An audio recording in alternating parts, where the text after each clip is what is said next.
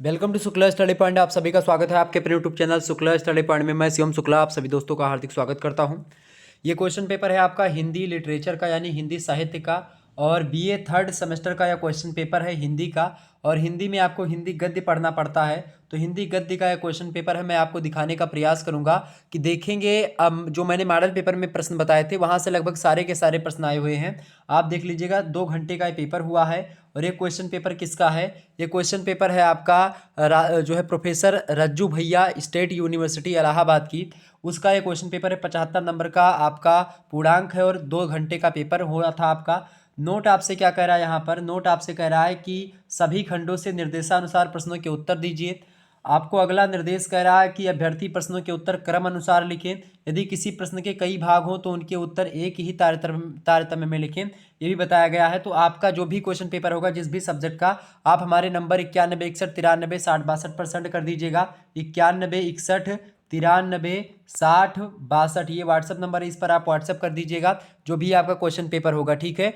वो उसको मैं उस पर चर्चा करने का प्रयास करूंगा ताकि और विश्वविद्यालय के छात्र छात्राओं के लिए हेल्प हो सके उनकी। बाकी आप जो मैंने मॉडल पेपर बताया था वो आपके पेपर में बहुत सारे प्रश्न फंसे हुए मॉडल पेपर से, तो आप आसानी से कर पाए होंगे इस क्वेश्चन पेपर को। एक 2 3 4 दिन पहले का क्वेश्चन पेपर है, ठीक है। टाइम नहीं मिला था इस पर चर्चा करने का। देखिए, खंड आ यानी अति लघुत्तरीय प्रश्न खंड आ से आपसे पूछे जाते हैं। इस खंड से किन्हीं 3 प्रश्नों के उत्तर आपको देने हैं और प्रत्येक प्रश्न का उत्तर लगभग 50 शब्दों में आपको देना है। प्रत्येक प्रश्न 3 अंकों का है। तो अलग अलग विश्वविद्यालयों का जो पैटर्न होता है वो अलग अलग हो सकता है, ठीक है। बाकी क्वेश्चंस आपके लगभग सेम ही आते हैं। प्रश्न आप देखते हैं, कहानी के प्रमुख तत्वों का उल्लेख कीजिए। मैंने मॉडल पेपर में पहला प्रश्न ही यही रखा है। कहानी के प्रमुख जो कला के तत्व होते हैं, कहानी के प्रमुख तत्व या कला के तत्व, कहानी कला के प्रमुख तत्वों का उल्लेख कीजिए। बात एक ही है। तो कहानी के कौन से हमने बताया था 6 तत्व होते हैं। कौन कौन से बताया था? कथा वस्तु बताया था, पहला तत्व होता है। दूसरा तत्व हमने बताया था चरित्र चित्रण। तीसरा तत्व बताया था आपको कथोपकथन यानी कि जिसको आप क्या बोलते हैं, संवाद, ठीक है। चौथा मैंने बताया था देश काल या वातावरण जिसको आप कहते हैं। पांचवा मैंने बताया था भाषा और शैली। और छठवां मैंने बताया था उद्देश्य। ये जो होता है ये उपन्यास के भी तत्व होते हैं और कहानी के भी तत्व होते हैं। क्लियर? ये मैंने आपको सारी चीजें समझा दी थी। ओके, क्या बताया था? कथा वस्तु, पात्र योजना, संवाद, देश काल या वातावरण, भाषा शैली और जो है उद्देश्य। क्लियर? समझ में आ गई बातें? आगे बढ़ते हैं। अगला प्रश्न आपसे पूछा गया था, खा नंबर आप प्रश्न देखें। गैंग्रीन, गैंग्रीन कहानी का एक दूसरा नाम भी है। गैंग्रीन को रोज कहानी के नाम से भी हम लोग जानते हैं। रोज कहानी किसकी है? ये अज्ञे जी की रचना है। किसकी है भाई? अज्ञे की। सच्चिदानंद हीरानंद वात्स्यन अज्ञे ने लिखा रोज कहानी। इसके पात्रों का परिचय आपसे पूछ रहा है, तो इसमें मुख्य रूप से दो ही पात्र, सॉरी 3 पात्र मुख्य रूप से आपके इसमें आते हैं। एक पात्र गौड़ यानी कुल मिलाकर के 4 पात्र इसमें आपको देखने को मिलेंगे। पहला पात्र आपका है मुख्य पात्र मालती। मुख्य पात्र गैंग्रीन कहानी की कौन है भाई? मालती है। मालती जो कि एक गृहिणी है और घर के उसका मतलब कि घर में रहते रहते उसकी ज़िंदगी एक नीरस हो चुकी है, यांत्रिक हो चुकी है। और इसका मुंह बोला भाई है, मतलब कि एक दूर का रिश्तेदार है या दूर के रिश्ते में अगर जोड़ा जाए तो एक भाई है जो कि कथाकार स्वयं है, ठीक है, वो है। और जो है महेश्वर के साथ इसका विवाह होता है। किसके साथ? महेश्वर जो है इसका पति है। किसका? मालती का पति कौन है भाई? महेश्वर है। महेश्वर और मालती के एक बच्चा है, उसका नाम है टिटी। टिटी बच्चा अभी छोटा है, बार बार वो रोता है और खाना बनाते समय वो दौड़ के बच्चे को उठाती, कभी खाना बनाती, इस प्रकार से चीज़ें होती है। और उसी समय जो है ये कथाकार भी आता है। तो यही पूरा कहानी केंद्र मतलब घूमती रहती है। और कहानी का मुख्य उद्देश्य है कि जो स्त्रियां हैं उनकी स्थिति के बारे में, उनके यांत्रिकरण के बारे में। जो स्त्री जो है खास करके विवाह से पहले चंचल होती है, खूब स्वतंत्र होती है, वह स्त्री शादी के बाद में किस प्रकार के बंधनों में बंध जाती है और किस प्रकार से उसके जीवन में यांत्रिकरण हो जाता है उसके जीवन का, वो नीरसता उसके जीवन में आ जाती है। वह एक प्रकार से अपने आप को बंधी बंधी महसूस करती है लेकिन कह नहीं पाती है। कई तमाम प्रकार की चीज़ों के बारे में वर्णन किया गया है। क्लियर?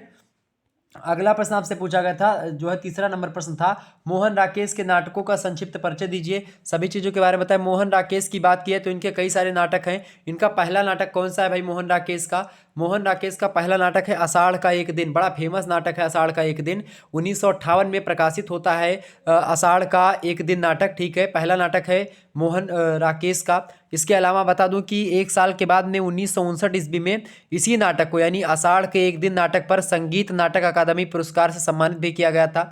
इसके अलावा इनका दूसरा नाटक आप लिख लीजिएगा लहरों के राजहंस। और इसके अलावा और भी इनके नाटक हैं जैसे कि आधे अधूरे हो गए, पैर तले की जमीन, ये सब नाटक मोहन राकेश के, तो आसानी से आप बता सकते थे। अगला प्रश्न आपसे पूछा गया था, एकांकी लक्ष्मी का स्वागत। लक्ष्मी का स्वागत एकांकी आपसे पूछा गया भाई, तो लक्ष्मी का स्वागत एकांकी के रचनाकार कौन है भाई? लक्ष्मी के स्वागत एकांकी लिखा है उपेंद्र नाथ अस्क ने। और कहीं ना कहीं पे आप देखते हैं लक्ष्मी के स्वागत के रूप में एक प्रकार से इसके कई चीज़ों के बारे में मैंने आपको बताया है कि उसका लड़का बीमार होता है, उसकी पत्नी का डेथ हो जाती है, फिर भी आप देखते हैं लगातार क्या होता है, उनके माता पिता कहते हैं कि शादी करने के लिए फोर्स करते हैं। यही सब पूरी चीज़ें जो है एक वीडियो में मैंने इसके बारे में ऑलरेडी आपको बताया था।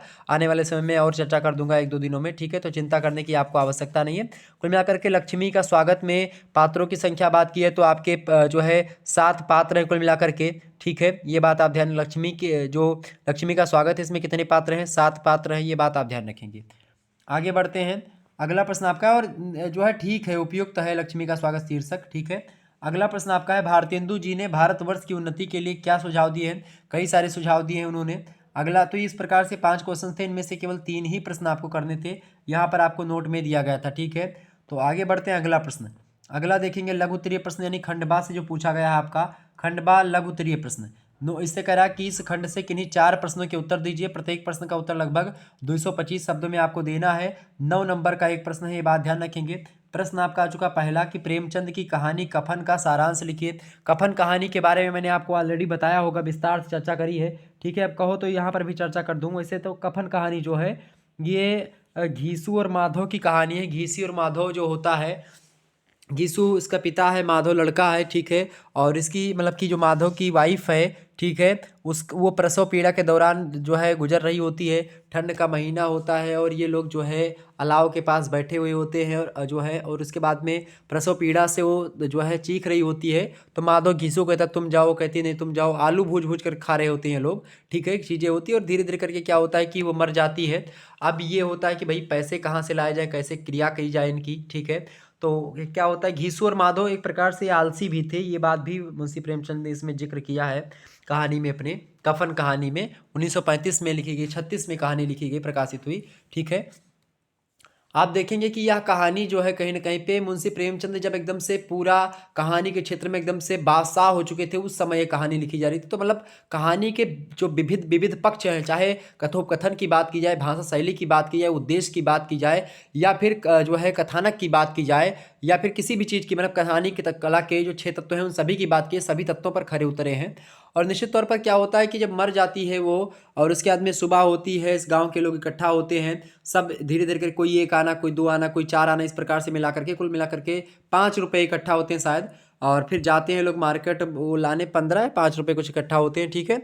तो जब जाते हैं बाजार जो है सौदा लाने के लिए, मतलब कि सॉरी कफन खरीदने के लिए, तो ये लोग देखते हैं क्योंकि बहुत दिनों के बाद जो है होटल देखा, रास्ते में जा रहे थे तो पहले खाना खाए क्योंकि बहुत दिनों के भूखे थे। आप आपस में दोनों लोग बात करते हैं कि बहुत दिनों बाद उनके एक फंक्शन में इतने 10-20 सालों के बाद में भोजन मिल रहा है। ये ऐसी बातचीत होती है, उसके बाद में कहानी और आगे बढ़ती है इसी बातचीत में, ठीक है? और इसी बीच में क्या होता है कि उसके सारे पैसे ख़त्म हो जाते हैं, और वो जो है मदिरा भी पी लेते हैं दोनों लोग, मतलब कि जो है दारू भी पीते हैं और खाना भी खाते हैं। और जब खाना बच जाता है तो बगल में भिखारी बैठा होता है, उसको भी कहते हैं कि ले तू भी खा ले। इस प्रकार से जो है यहाँ पर चीज़ें होती हैं। उसके बाद में दोनों आपस में बातें करते हुए आगे निकल आते हैं और इस प्रकार से कहानी खत्म हो जाती है। क्लियर? कई सारी बातें करते हुए आगे बढ़ते हैं लोग। अगला प्रश्न आपका कुटज निबंध की साहित्यिक विशेषताओं पर प्रकाश डाली, हजारी प्रसाद द्विवेदी का है, ठीक है? इसके बारे में आपको बताना था। अगला प्रश्न आपका महादेवी जी ने गिल्लू रेखा चित्र में गिल्लू स्वभाव की कौन कौन सी विशेषताएं बताई? गिल्लू गिलहरी को कहा गया है, इसके बारे में चर्चा करेंगे। ये प्रश्न मैंने रखा था। अगला प्रश्न है कविता क्या है? निबंध के आधार पर आचार्य शुक्ल की कविता की भाषा विषयक मान्यताओं पर प्रकाश डाली, मोस्ट इंपॉर्टेंट प्रश्न है। अगला क्वेश्चन आपसे पूछा गया था कि निम्नलिखित गद्यांश की साप्रसंग व्याख्या कीजिए। 3 गद्यांश है आपके, कुल मिलाकर के आपको 4 प्रश्न ही करने 8 क्वेश्चन में से, ठीक है? इसमें ये भी शामिल है। प्रश्न आपका ये देखिए, गद्यांश क्या है? घीसू खड़ा हो गया और जैसे उल्लास की लहरों में तैरता हुआ बोला, हाँ बेटा बैकुंठ में जाएगी। किसी को सताया नहीं, किसी को दबाया नहीं, मरते मरते हमारी जिंदगी की सबसे बड़ी लालसा पूरी कर गई। वह ना बैकुंठ जाएगी तो क्या ये मोटे मोटे लोग जाएंगे जो गरीबों को दोनों हाथों से लूटते हैं और अपने पाप को धोने के लिए गंगा में नहाते हैं और मंदिरों में जल चढ़ाते हैं। ये देखिए तंज कसा गया है उच्च वर्णों पर, ठीक है? यहाँ पर यह भी देख सकते हो, कुछ लोग कहते हैं कि ये दलित विरोधी कहानी है। यहाँ पर आप देखते गंगा में कौन नहाता है, कौन से लोग नहाते हैं? जो एक प्रकार से आप देखते हैं बहुत सारे लोग हैं बहुत ज़्यादा कुकर्म करके 2 नंबरी पैसा कमा करके फिर सोचते गंगा नहाने से हमारा पाप धुल जाएगा, तो पाप नहीं धुलेगा, इस पर तंज कसा गया।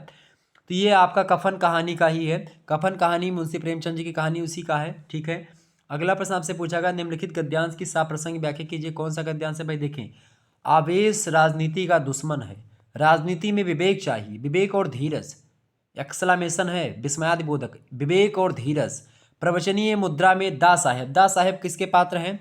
तो ये महाभोज उपन्यास है, मन्नू भंडारी जो है ने लिखा है, तो उसी का ये एक प्रकार से आपका गद्यांश है। दा साहेब ने जीवन के अनुभवों से निचोड़ा हुआ वाक्य उछाला, फिर कुछ क्षण रुक करके हौसला बांधते हुए हौसला बंधाते हुए बोले, आएगा पद पर बैठोगे तो पद की जिम्मेदारी स्वयं सब सिखा देगी। इस प्रकार से दा साहेब कहते हैं। तो ये आपका महाभोज मन्नू भंडारी।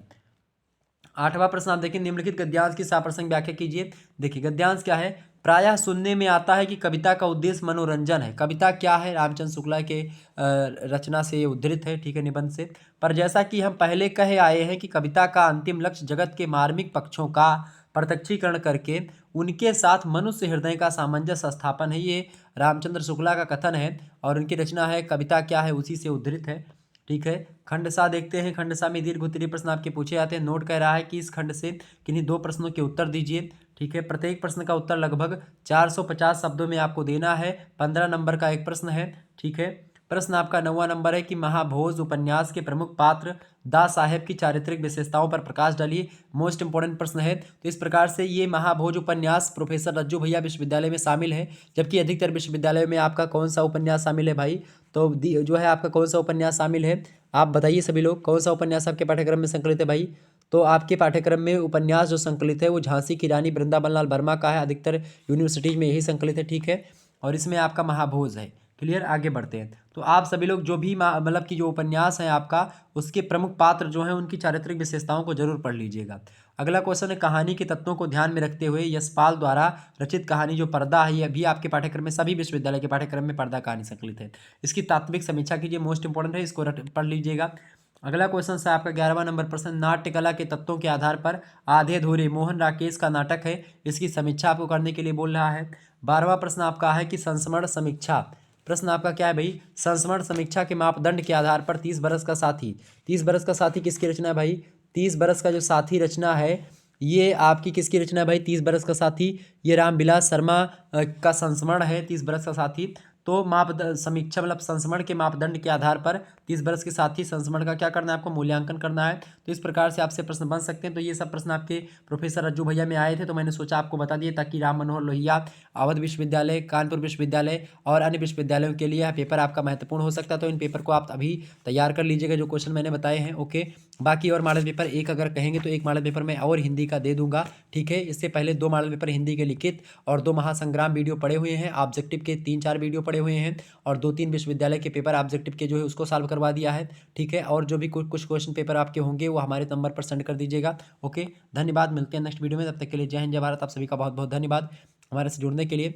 आपको एक बात बता दूं कि सारे क्वेश्चंस जो होंगे आपके जो लिखित वाले क्वेश्चन पेपर के लिए है, उसके लिए मैंने लिखित मॉडल पेपर ऑलरेडी जो है प्रोवाइड किया है। तो आप लिखित मॉडल पेपर कहाँ पर देख सकते हो? प्लेलिस्ट सभी सब्जेक्ट की, चाहे फर्स्ट सेमेस्टर में है आप, चाहे जो है आप जो है थर्ड सेमेस्टर में है, सभी के लिए प्लेलिस्ट यूट्यूब पर बना दी है। तो यूट्यूब में प्लेलिस्ट वाले कॉलम में जाएंगे, तुरंत आपको सबसे पहले फर्स्ट सेमेस्टर वाली जो है प्लेलिस्ट मिलेगी, फिर उसके बाद में थर्ड सेमेस्टर की प्लेलिस्ट मिलेगी, फिर उसके बाद में सेकंड सेमेस्टर की। तो आप आसानी से देख सकते हैं अपने अपने सब्जेक्ट की, हर एक सब्जेक्ट की प्लेलिस्ट आपको मिल जाएगी। धन्यवाद, ओके। एक बार सभी लोग वीडियो को लाइक और शेयर अवश्य कर दीजिएगा ताकि आपको नोटिफिकेशन टाइम टू टाइम मिलता रहे। और इसी प्रकार सभी विश्वविद्यालय के पेपर को मैं सॉल्व करवाता हूं और सभी विश्वविद्यालय के पेपर पर चर्चा करता हूं, ओके। और सभी विश्वविद्यालय से रिलेटेड मॉडल पेपर होते हैं हमारे, तो आप आसानी से तैयारी अपनी विधिवत कर सकते हैं शुक्ला टी पॉइंट के साथ जुड़ करके। धन्यवाद, बहुत बहुत धन्यवाद आप सभी का।